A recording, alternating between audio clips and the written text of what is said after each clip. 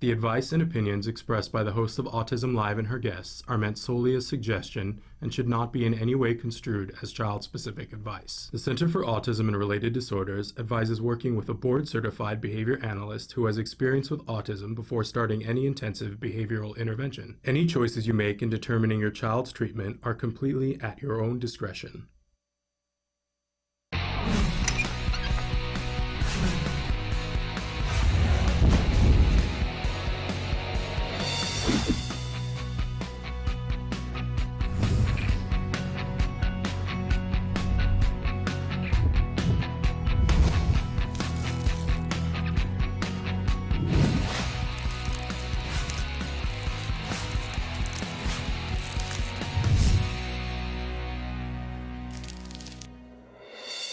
Good morning and welcome to Autism Live. I'm Shannon Penrod and we're coming to you from the Warner Center in Woodland Hills, California.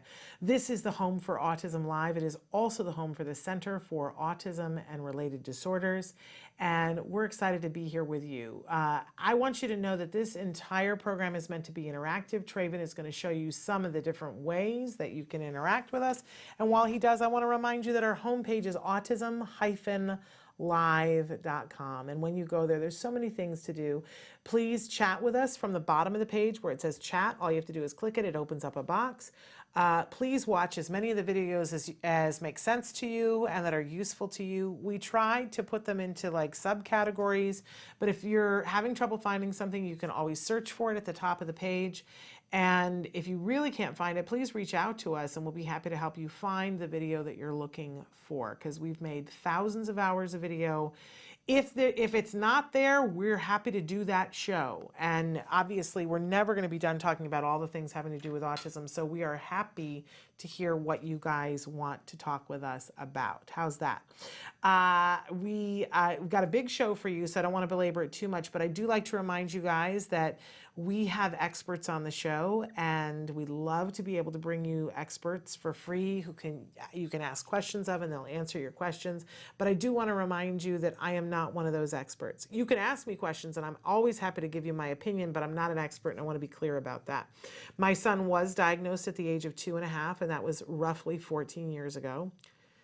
Like, where has the time gone, right? And a lot of the last 12 years I have spent hosting shows about autism and interviewing people. So I certainly have what I'm calling now an informed opinion, but I'm not an expert. Let's be abundantly clear. And the one thing that I'm super clear on is that this journey is not the same for any two people. So please know that while I have gone on this journey, like so many of you, that doesn't mean that I know what it's like for you. Let's be really clear about that. It is different for everybody. We all come to this village, this place that we've arrived with different skill sets, with different kids who have different abilities, with different access to different services. It isn't equal and even.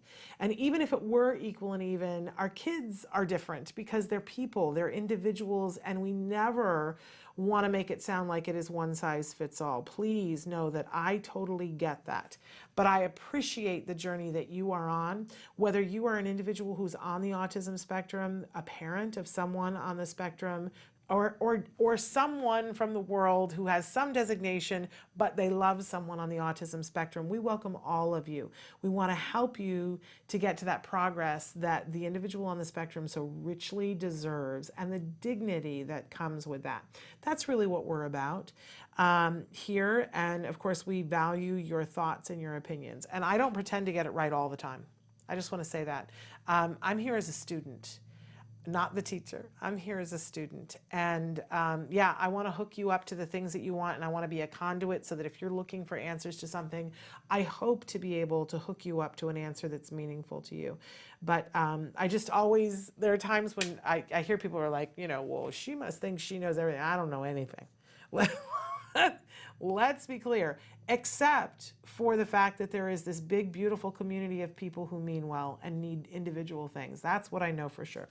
All right, we like to start every Monday with something we fondly refer to as the jargon of the day. This is when we take on one word, one phrase, one acronym, and we try to figure out what are the experts talking about. Traven, did we show everybody the ways to connect? I don't know if we did. Did I jump over that? No, we did. Okay. I'm lost in my own world, thinking about turkey. Okay, so today's jargon term is NET. And no, we're not talking about a net. We're not talking about badminton. We're not talking about tennis. We're talking about NET. And that is how everybody says it, NET. And we like to give you the actual definition of jargon terms, then we like to water it down into something that hopefully we can understand. And along the way, we like to make fun of it. That's basically our deal. So NET, let's look at our actual definition. NET stands for Natural Environment Training. It's training and generalization of skills within the child's natural environment. Now, honestly, I don't think there's anything to be made fun of here because I think that this is a really important concept. We talked about last week the term DTT, discrete trial training or teaching, and how that is an essential part of ABA because it really makes it possible to learn at a quick rate, but it's just like the beginning step of a long process. And I was saying, I really would not want to do ABA without some DTT, and trying to convince all you parents, I know it looks funny, DTT looks weird, but I want you to snuggle up against it because it's quick and it's effective, right? But it's only step one. And if we're not going from step one all the way through to the point where we get to NET and then get to generalization, then we're not doing right by that individual. So I want to put in everybody's bag these terms, DTT and NET, because you need to have both. You need to have the bag that you're packing to go to success land. You got to have both of them in your bag, right?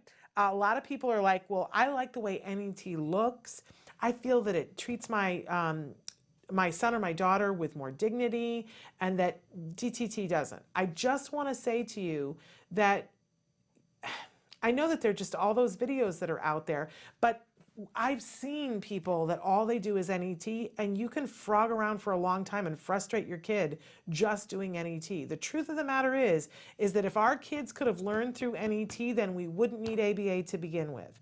That the right way to get to effective NET is to start with DTT, work on a bunch of different things, and plug in NET once they've got a piece of it. That's the way you do that. And anything less than that, I just worry that we're frustrating our kids beside themselves. And I'm really terrified that I'm hearing from BCBAs, well, you know, parents don't want to do the DTT, so we're just doing NET, and I just want to scream, yell, and throw things and light my hair on fire. But ask me how I really feel. NET, it's important. It's where we're going. It's the, you know, it's almost to the destination, right? It's the point where you're playing in the real environment and the child's able to do it, and you're like, woohoo, we did it. But again, if your child could have done that on their own, you wouldn't be looking for ABA services. You want to get your child to the point where they can do that. So sometimes you got to sliver it up into these little things and give them the skills and then let them do that. You are not going to take up skiing and go right to the pro downhill skiing part, are you? No. You're going to take the lesson first, and then you're going to go on the baby trail. And when people say, well, we only want to do NET, to me that's, oh, you want to go right to the pro. People get hurt. Don't do that. Use them both. They're both there. They're both tools. They work together. Don't just do DTT. If all you ever did was stay in the lesson hut to learn the skiing thing and never got on the mountain, well, you wouldn't know how to ski, would you? But if you start on the pro thing, you're going to hurt yourself and get frustrated and maybe never ski again. Use them both. All right, moving on. We always have a question for you. And on this Monday before Thanksgiving, we have an appropriate question for you. It's filling my mind besides the turkey. What are you shopping for on Black Friday or Cyber Monday? Now I know a bunch of you are going to be like, oh, that Black Friday thing, Shannon. That is not good for you. And I got to be honest that this year I'm planning on doing my Black Friday shopping mostly online. That is the reality of it. The store thing has gotten a little bit crazy even for me. And I have been in stores a couple of times where I have said, no, stop right now, because it's the school teacher in me that comes out. Stop right now or somebody's going to get hurt. Do you see that you are pushing over a video game? Knock it off.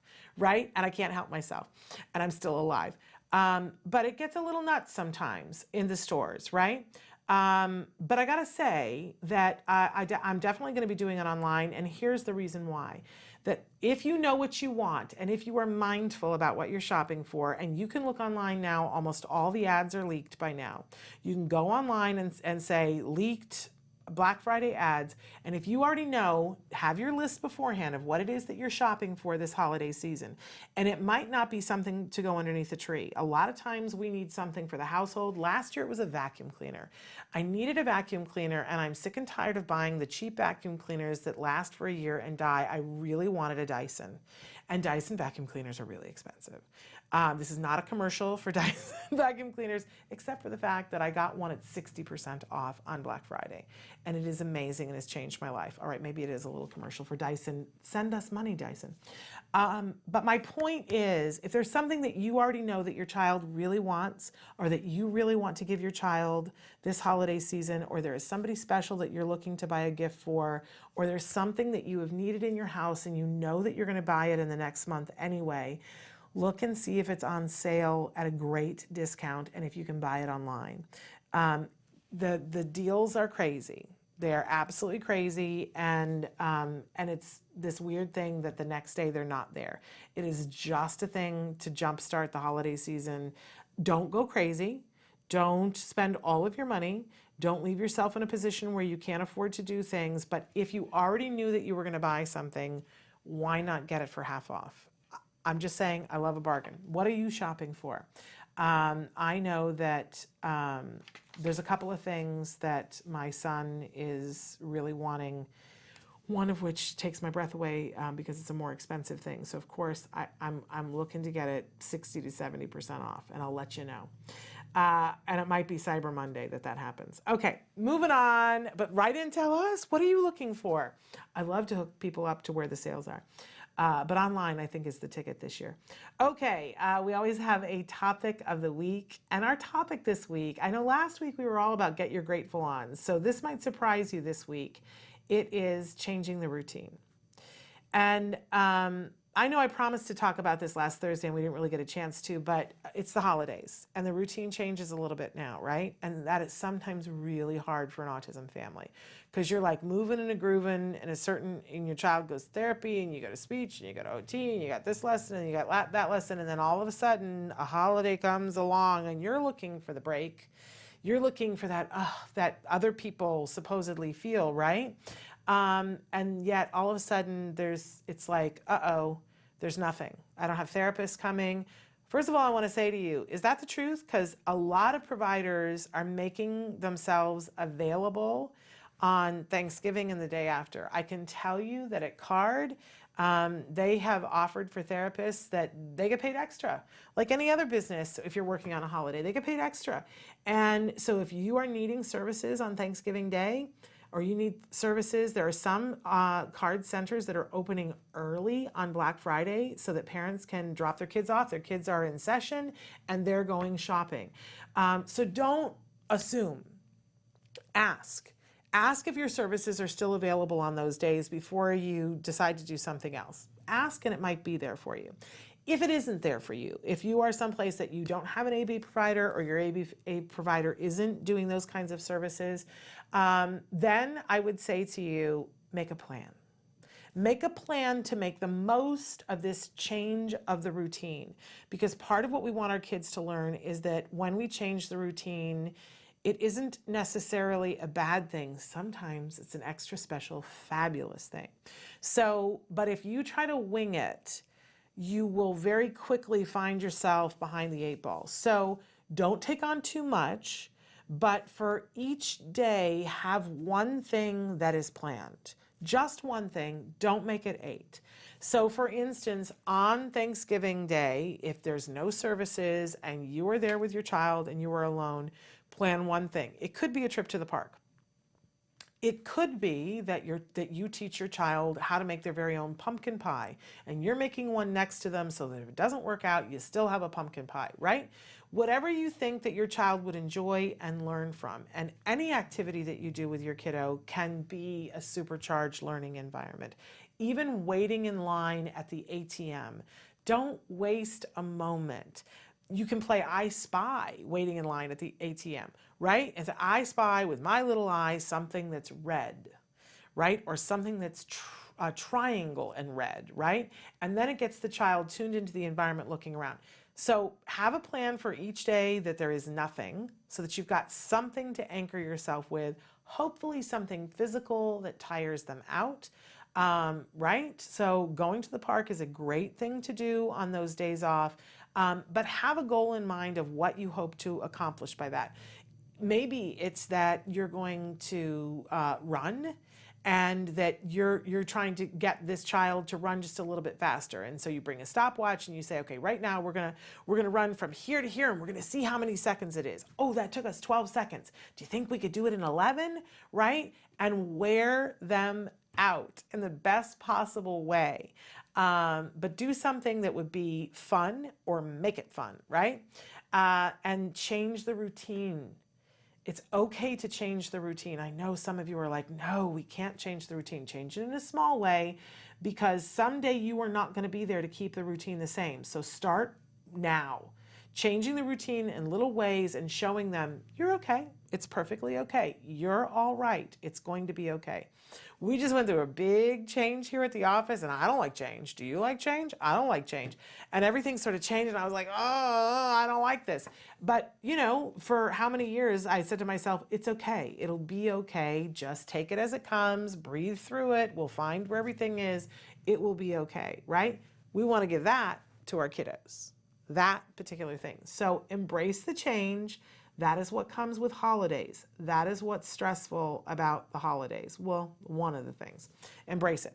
Okay, we got so much to cover, and we got Bonnie Yates waiting to talk to us. So we're going to take a break now, come back with Bonnie Yates, and then we're going to cover some toy reviews towards the end of the show. So stick with us.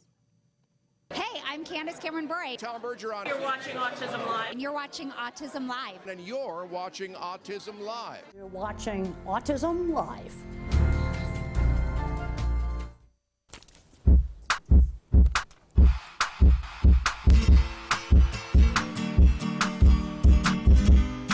Arts and craft activities are a great way to practice on skills you're already working on with your child.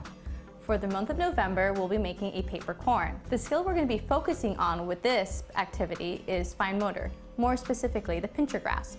You'll see why in just a moment. Depending on the skill level of your child, you can also have them help you fold the paper, trace the silhouette of the corn, or cut it out. It all depends on what you want to be focusing on today. The materials you'll be needing are paper, tissue paper, a pencil, glue, and a cup of water and paintbrush if you're using the wet glue, scissors, and a template you can download from our website at facebook.com/autismlive. And don't forget to like us while you're there. Or you can always just draw it from your imagination. All right, let's start the activity. First I want to do is take my tissue paper I bought from the store and turn it into strips that I can then turn into squares. Again, they don't need to be perfect squares because we're going to be changing its form anyways in the end. All right, and as you can see, I've done it to several different colors. I cheated, and they're all right here for me to use. All right, the next thing we want to do is to make the shape that we're going to be gluing all the kernels onto. I have my template that I already downloaded from facebook.com/autismlive, and now I'm going to use this to make the form that we're going to be gluing onto. I'm going to take one of my pieces of paper, I'm going to fold it in half. This way the corn will be symmetrical. Once it's been folded in half, I'm going to take my form and then I'm going to trace around it. And again, depending on your child's skill level, either you can do it or the child can do it.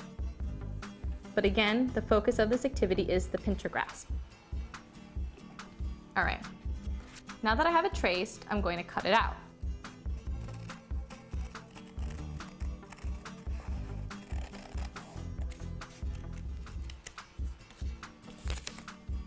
And ta-da! Here is my blank corn, but it's missing its kernels. So now that's what we're going to be working on. I'm going to use this glue, but you can always use a glue stick as well. The reason why I like this one is that it doesn't dry as fast. So I'm going to squeeze it all over my corn and then take my paintbrush, Dip it in some water and then smear it all over the corn. The next step is making the kernels. What your child is gonna do is take one of the tissue squares and practice their pincher grasp. Squeeze, squeeze, squeeze. And once they have this, then they're gonna place it onto the corn. And as you can see, it's got a lot of surface area to cover with these kernels, so lots of opportunities to practice their pincher grasp.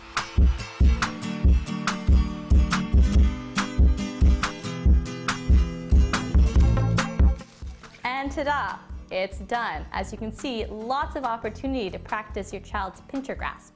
When you're finished, don't forget to share your pictures online at facebook.com/autism-live. I look forward to seeing them and see you soon. Bye. Can you see me? Can you see me flying by your side? We're back now, live with Bonnie Yates joining us via the phone. Bonnie, we're so thrilled to have you this morning. Good morning. I'm happy to be here. I had a picture, a magazine cover to hold up with a turkey on it, but I can't show you, so you're just going to have your own mental turkey. I'm picturing Paul Simon on Saturday Night Live as a turkey. That's what I'm picturing. Well, we're not going to do Paul Simon right now. What we're going to say is, since we're not going to be with you next Thursday, I want everybody to have a wonderful and grateful Thanksgiving. And really quickly, we answer questions here on the air. They're of general applicability, and if you have a specific issue that you need help with, you should contact a lawyer. And if you're in Northern or Southern California and you want to talk to me about it, then you can reach out to me, and I will have Shannon post after the show, if she's able, my contact information, because we're really short on time today, and I just want to get into the material. So thank you so much. You know, normally we give you more information about the firm and where to look it up and all that stuff. So Tollner Law Offices, El Segundo. Shannon's going to give you the rest later. Cool. El Segundo and Irvine. All right. So an area of special education that doesn't always get explained to parents is what happens if your child is injured at school, and in what kinds of instances is there liability on the part of the school district for injuries that a child or student sustains in either an on-campus function or an activity that's an extension of the school or of the district. So, you know, you could have somebody who had his leg accidentally broken by a teacher at school. We had a case like that. Or you could have a kid that was traveling on a district bus to a sporting event and the bus was in a bus crash. And so, and then there's obviously and unfortunately sexual abuse.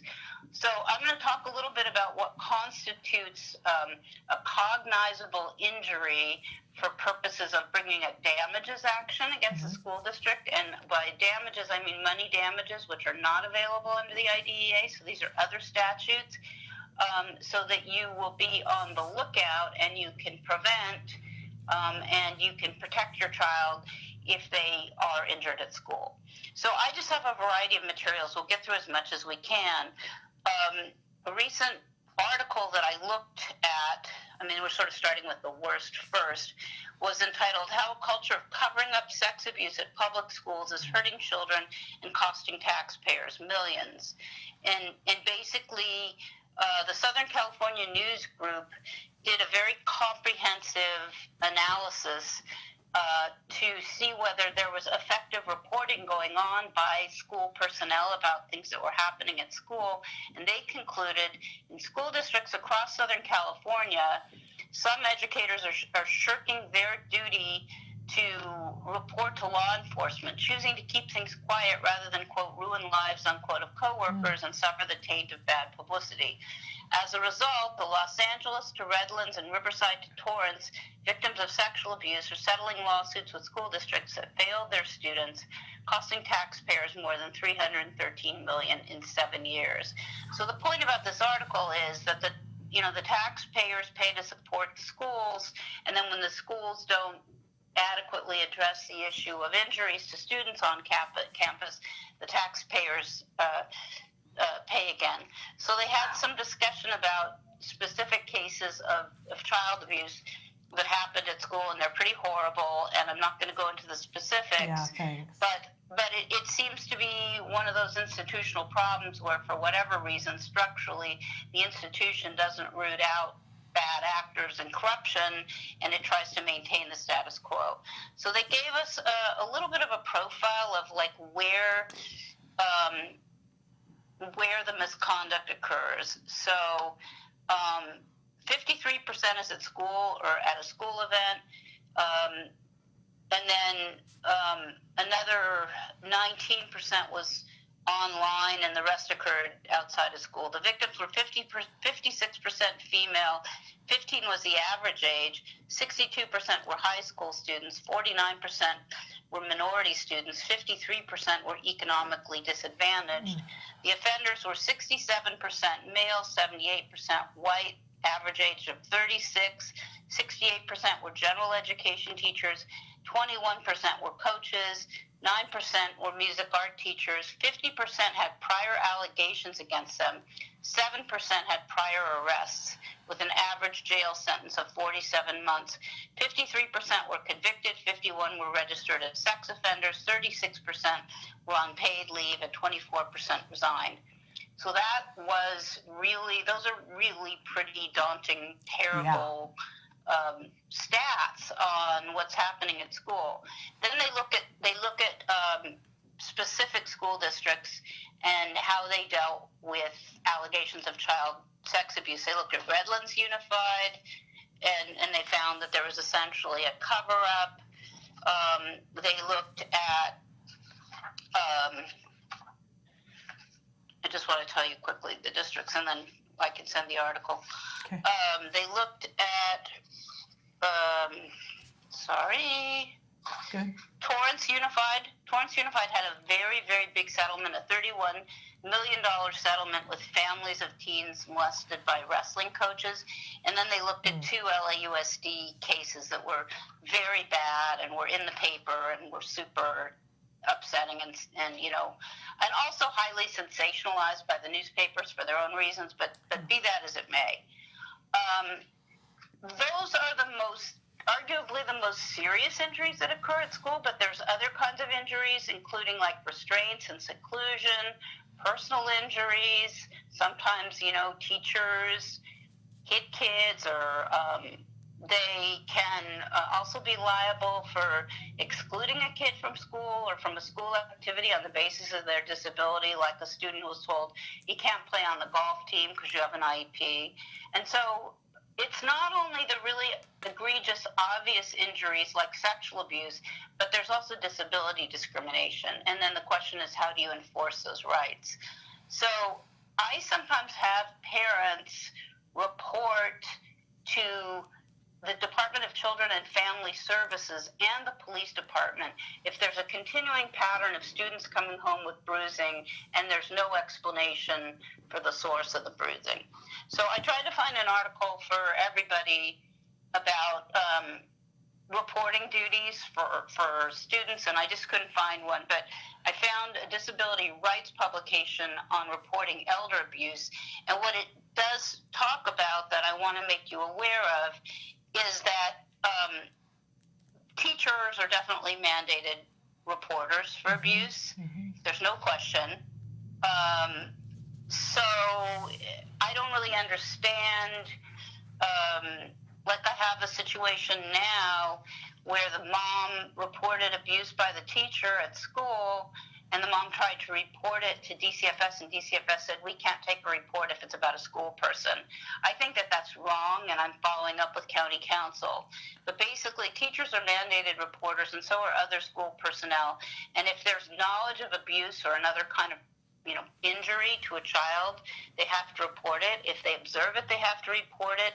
And if they reasonably suspect that abuse has occurred based on the type of injury, they have to report it.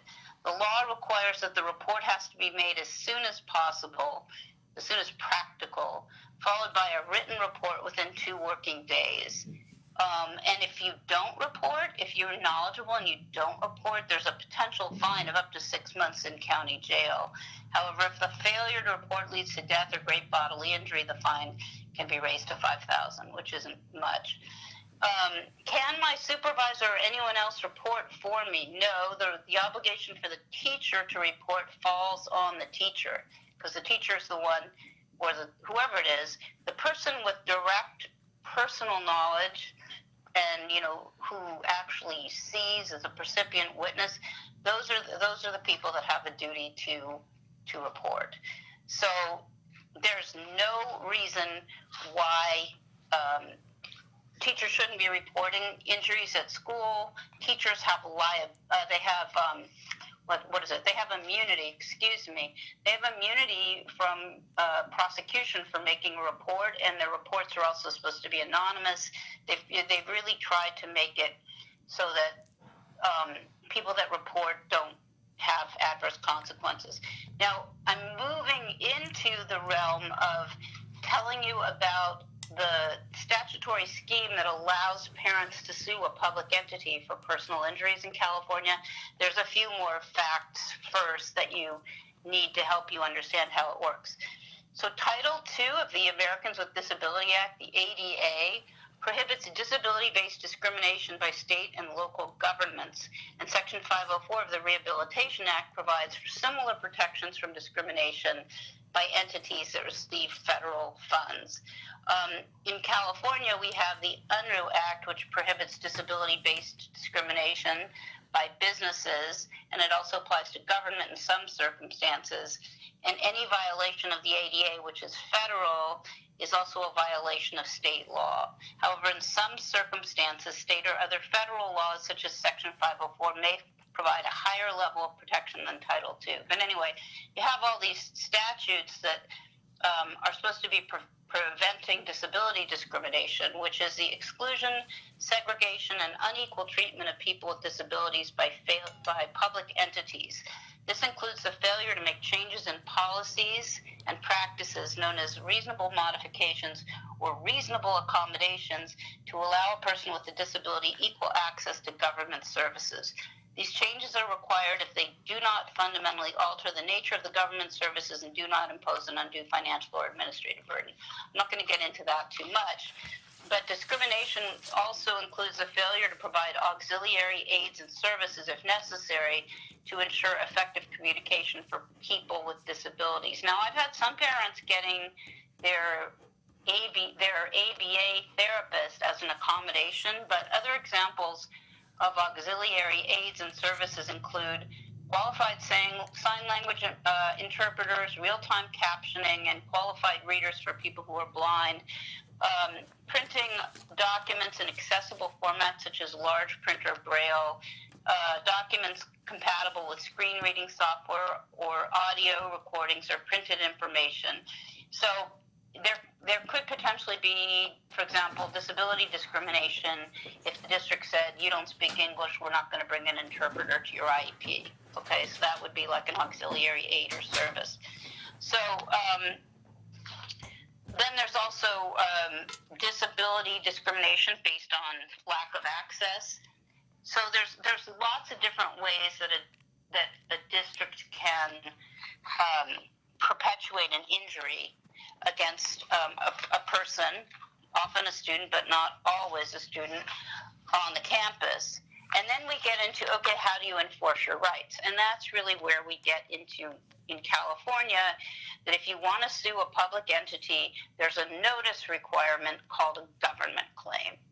Now, before I go on, Shannon, I've been sort of monologuing for 5 minutes, so do you have any questions? No, I don't, and I'm painfully aware of the time because we have to get you out because you've got a meeting that you have to go to. Is this something that we should? We've got 10 minutes. Okay, on my clock we've got 8. Should we wait for this for 2 weeks, or should we? Or do you want to press on? No, we're going to do a little more because we can. All right. So we often prepare a government claim in cases that we may never actually act upon. And the reason that we do that is because they have to be filed within 6 months of the date of the incident. And if it's a minor, no more than a year, but you have to get permission to file a late claim, leave to file a late claim. When I do those, I'm doing them for two reasons. One, I'm not sure whether the parent wants to sue or not, and I have to protect that right. Two, I feel like sometimes it gives me good leverage at mediation when I have a government claim. And often the district, as part of the settlement, will say, well, I want you to dismiss the government claim. And then I say, well, we're not going to do that unless you give us something for it, essentially. I mean, there's other issues related to these claims because the claims really belong to the minor and they're not supposed to be waived by the parent without court permission. But I'm just trying to get you a bit of information about the concept of tort liability for school districts, so I'm not going to get into that issue right now. Okay, so in California, there's something called the Government Tort Claims Act. And that is what authorizes you to bring a lawsuit based on any violation of state law for money or for damages. So if you have a claim or you may have a claim and you're not sure, you want to file the claim and then you'll have some time to explore and figure out whether you think your claim is viable, whether you can do anything about it or not. It used to be that you could just file a claim form, any really form would do, and their sample forms, like LA Unified's form is online and stuff like that. The law changed, and now you actually have to call the particular district and get a copy of their claim form and use their claim form. And generally what you do, it's not complicated, it's about a 2-page form. And what you have to do is give the names and addresses, name and address of the claimant, a statement of the time, place, and other circumstances of the occurrence. And it is important to try to be as specific as possible with dates, which is hard for parents sometimes because if there's a pattern of, let's say, restraint at school or something, your child came home bruised, did you note the dates, or not? Did you take pictures, or are you just kind of approximating? So a statement of the date, time, and place and other circumstances of the occurrence, a description of the injury or loss incurred, the name of the public employee who caused the injury, the names of witnesses to the incident, the names of doctors who saw the patient, and then the dollar amount claimed. So that's basically what you're doing, and then your form goes to risk management, and risk management is supposed to evaluate the claim and either approve it or deny it, or let it lapse. And normally we don't often get answers. That oftentimes they lapse, and then if they don't respond within 45 days, at that point your right to sue is perfected, and you have up to a year from the date that the claim lapses to bring an action for damages. So that's essentially what you're doing, and basically you can sue for injuries to persons, injuries to personal property, or injuries, God forbid, for the death of a student on the school campus. And that's Government Code, California Government Code Section 911.2, and it has to be filed within 6 months after the injury. So that's kind of how you do it. You have to deliver it to the right person, which is usually a clerk, secretary, or auditor for the local public entity. As I said, if you're a minor, you have the ability to file a late claim, but it's really important, if at all possible, to file the claim within the 6 months. There's some exceptions for the 6-month requirement if the person didn't reasonably know that the injury was caused by an act or omission of the public entity, and so on.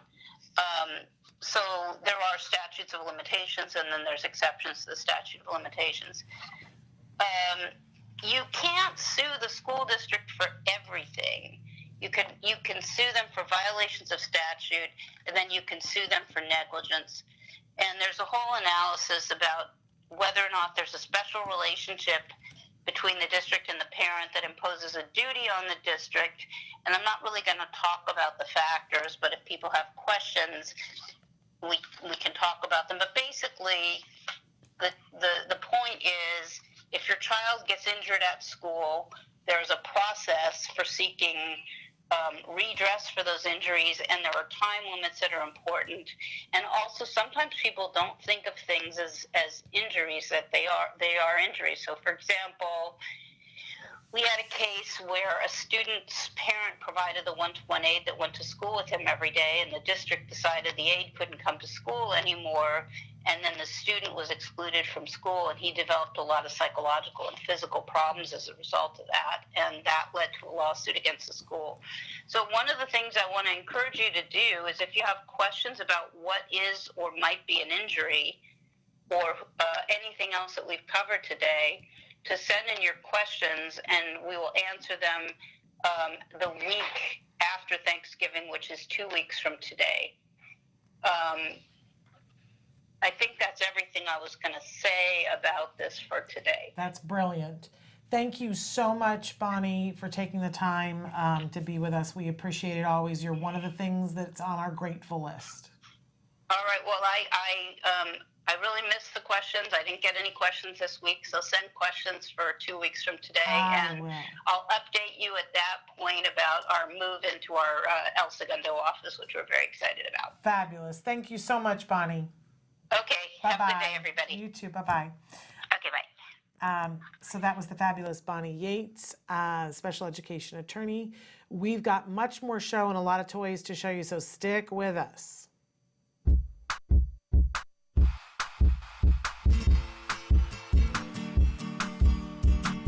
Hi guys, welcome back to Smarty. This month we're going to be making a placemat prompter. As we work on this activity, you'll notice that these icons will pop up. These tell you important information about what skills we're using to create the craft and how to access these lessons in the Skills program. Skills is the ABA-based online tool that helps parents educate their children that are on the autism spectrum.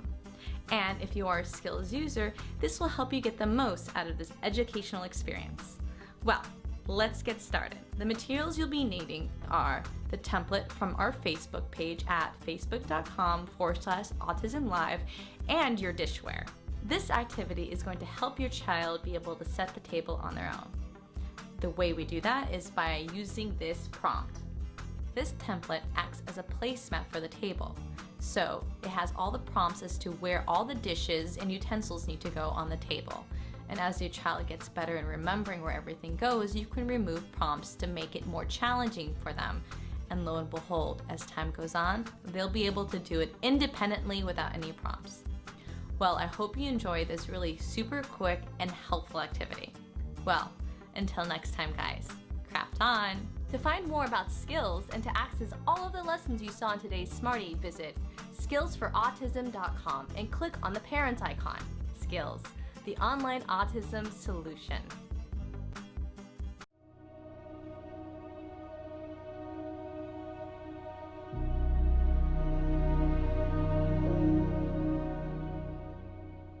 Hello activists, let's talk about step 7. Recognize your gifts and abilities. Whatever gifts and abilities you had before autism entered your life, you have them now. And I bet you've developed some that you didn't even know you had. Those gifts and abilities are going to help you in your journey of parenting a child with autism spectrum disorders.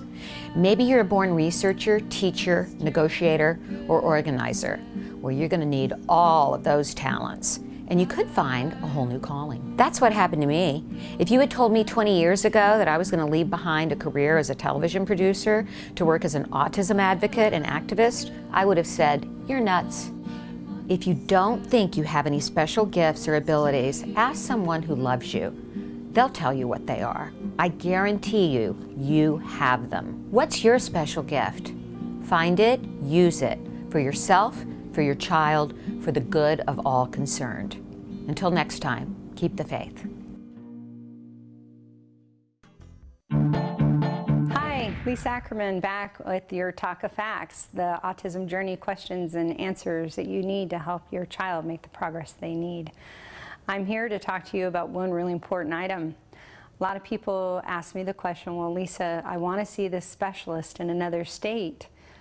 How do I do that? You know, I don't own a jet. I don't have the ability to fly without great pain and travel. Not a problem. We know how to get this done. So I actually encourage families, even though in travel can be a tremendous hardship getting a child with autism through security, through the plane, and in the journey to where they need to go. We have a whole white paper on TACA about how to travel with special needs kids. So it can be done. So travel, we know that can be expensive. Not everyone has an unlimited supply of cash for air flights.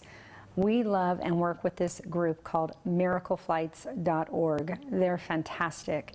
They will fly you and your child, so one parent, one adult, anywhere in the United States, one time a year. Also in the TACA document are places to stay. So often you will have people in your life that love and support your family and don't know exactly how to help. Ask them to gift you their travel or their rewards cards or coupons for hotel, rental car. That's a great way to be able to get maybe a hotel room that has a refrigerator or a microwave and that's close to a Whole Foods, so you don't have that added cost of going out to dinner, especially if your kid has a lot of allergies. It's important to note that there's not a pediatrician or a specialist by every Starbucks in the United States. Close does not always equal best. So I bring up the travel point so you know that travel is possible, number one, and often it's really going to help you get down the road faster for your kid and getting the answers you need from the specialist that knows what to do. So don't be afraid to travel. Welcome back to Autism Live. I'm having a good time, as always. Right now I'm showing you Magna Cubics, and you can see there's a bit of green on this box, right? But there were so many different toys that, that are out that are magnetic in nature and are building toys. We showed so many to the families and the kiddos that we know, and this was the clear favorite of all the magnetic toys, and I am having a good time sitting here playing with them, and I think I know why.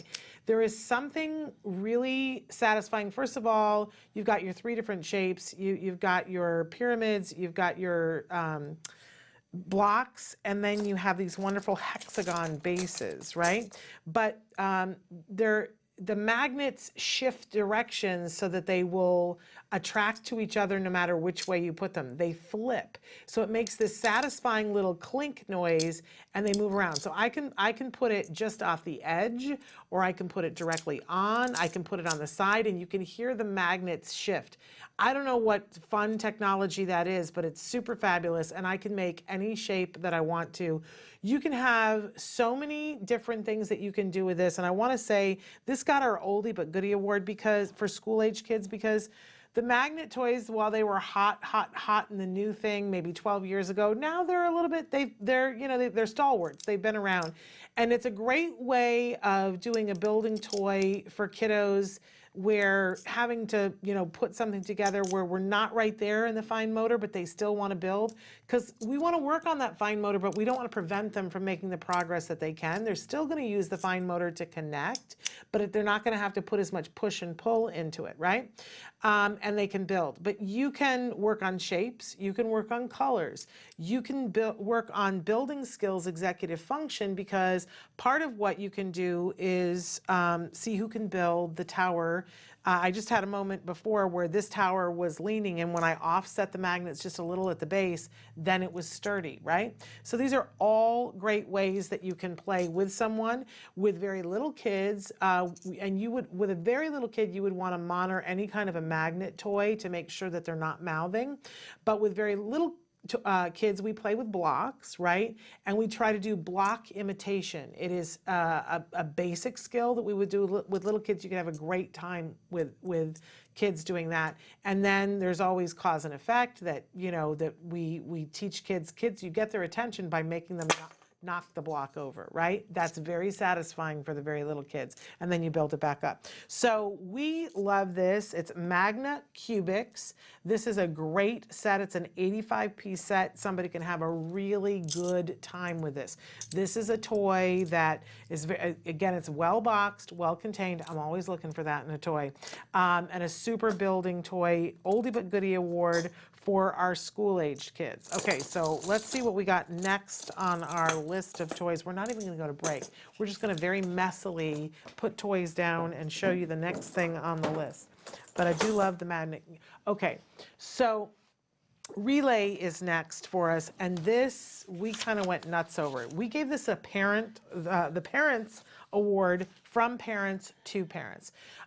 So imagine that you've got a kiddo and maybe a phone is not the proper thing for them, but you need a way to get a hold of them and they need a way to get a hold of you, but you are not ready to give them the whole world of a smartphone. Well, relay is your answer. We absolutely went nuts for this. It's like a phone, but in the form of a speaker. And there are lots of different ways that you can use it to connect. There's an armband. There is a way that you can have it be a bracelet, or a necklace. And so you have one and your child has one, and it does require you to get service, right? But then basically it's like a cell phone meets a smartphone meets a walkie-talkie, right? And with really reliable service. You push the button and you are talking to your child. They push the button and they are talking to you. It really makes it capable for people of all abilities to be able to have a conversation and know what's happening. So let's say that you have a big backyard that's appropriately fenced, and you know that your 7-year-old likes to go out and play in the backyard, and you want to keep a close eye on things, but you don't want to hover, right? They want to go out and play. You've secured the area so that you know that it's super safe, and you're baking cookies in the kitchen, but when it's time for them to come in or you just want to check and see that they're okay, you push the button and away you go. Super-duper smart, and I absolutely love it. We've got several different examples here. This is the lanyard that goes around the neck. It's a breakaway lanyard, which I really love, so that it cannot be a choking hazard. If there's any kind of pull on it, it will come free. Love this. And I want to point out that all of the things that we feature here that are from the toy guide, and this again was the Parent Award for parents, because talk about peace of mind, right?